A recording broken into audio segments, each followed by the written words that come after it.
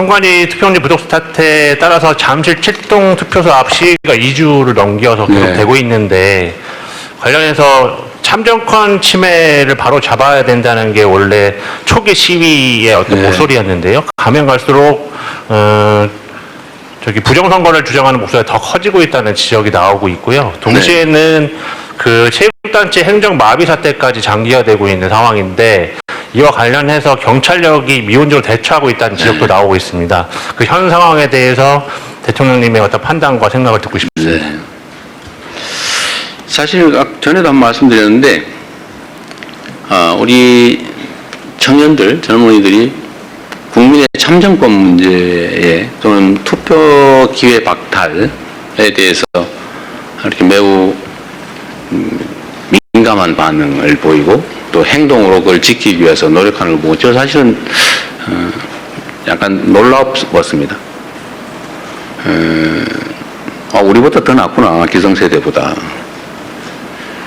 우리는 되게 이해관계 때문에 많이 싸우는데 매우 이기적이고 또 세상의 정의와 공정 질서에 무관심하다고 선입관을 가졌던 청년들이 오히려 우리가 무관심하거나 아니면 관심의 비중이 좀 적다고 판단되는 이 영역에 이와 같이 문제를 제기하고 행동까지 하는 점 보고 우리와는 다른 세대구나 라는 생각을 하게 됐어요.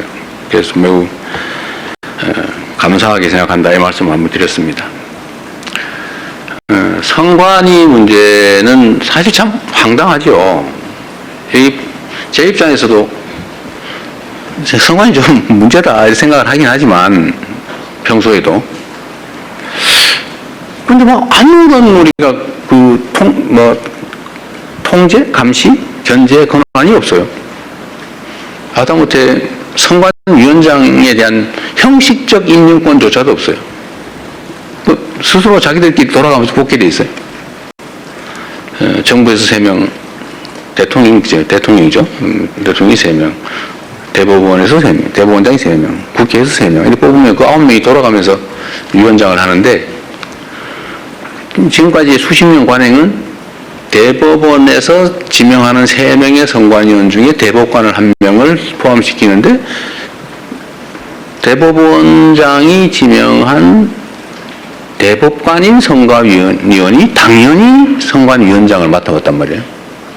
그래서 우리는 그래도 가장 공정한 대법관이 맡아서 가장 공정하게 잘하지 않을까 그런 기대를 했지 않았겠어요?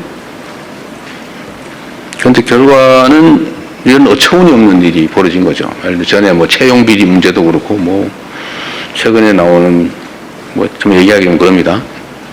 해외 출장 얘기도 그렇고 그다음에 입력을 하는데도 신경 안 써가지고 뒤집어서 입력을 하고 더군다나 무슨 투표지가 부족하게 만든다든지 사실 상상할 수 없는 일이잖아요. 투표지야 원래 투표할 사람 숫자만큼 만드는 게 우리 동창회장 뽑을 때도 하는 거 아닌가요? 아니 회원 중에 안 올 사람 있긴 하죠. 우리가 50명 회원이면 50장 만들잖아요. 근데 평소에 42명 왔으니까 43명만 하자고 그랬는데 45명 와버렸네 이게. 이게 말이 되냐고 이게. 그것도 예산이 없었냐 그것도 아니잖아요. 다 예산 편성해 줬잖아요.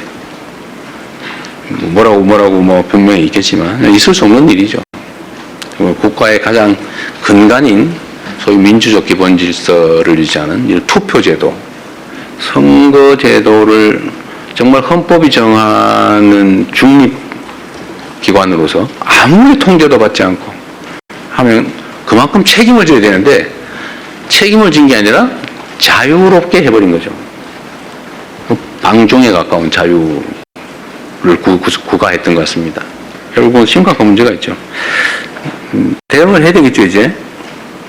일단 집회 시위에 관한 문제를 얘기하기 전에 선관위의 문제는 저는 좀 이따 대수부회의 때도 이 얘기를 하려고 했는데 법제도들을 좀 최대한 고쳐보고 최대한 외부의 감시 견제가 어느 정도 가능해야 되지 않냐. 그 위원장을 저런 식으로 대법원장이 사실상 임명하는 것처럼 해서 되겠냐. 또 비상임으로 해가지고 뭐 선거날도 제대로 출근 안 했다는 얘기가 있던데 그렇게 하면 되겠냐. 그래서 감시, 견제, 통제를 적정하게 해야 되지 않을까. 이를 위한 법제도 정비가 필요하겠다는 생각을 하고, 두 번째는 헌법이 너무 명심하게 독립기관으로 해놨기 때문에 무슨 감시, 통제, 견제 법제도를 만들기 위헌 판결을 받을 가능성이 많다. 그러니까 필요하다면 여야 간의 의견의 일치가 된다면 선관위에 관한 뭐 원포인트 개헌이라도 해야 되지 않을까. 뭐 그런 생각을 합니다. 필요하다면 대통령이 발의를 하는 한이 있더라도. 근데 문제는 이게 정치권의 책임성에 관한 것인데 진심으로 이 문제를 해결하기 위한 것인지 아니 이걸 이용해서 정치 공세를 하고 뒤로 빠지려고 하는 건지를 알기가 어려운 상황이어서 정치권이 좀 진지한 논의를 촉구하고 정치권에서 논의되는 걸 봐가면서 우리 정부도 입장을 정하겠습니다. 어쨌든 근본적인 개혁이 필요한 건 확실합니다. 이런 상태로 갈 수는 없어요. 시위에 관한 문제, 시위 자체는 참정권 확보를 위한 시위 자체를 비난하거나 그래서는 안 되죠. 오히려 보호해야 되겠죠.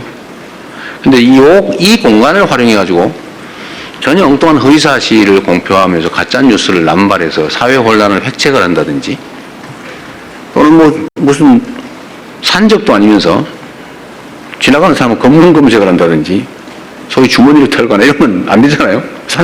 원래 산적이 하는 일이죠, 그게.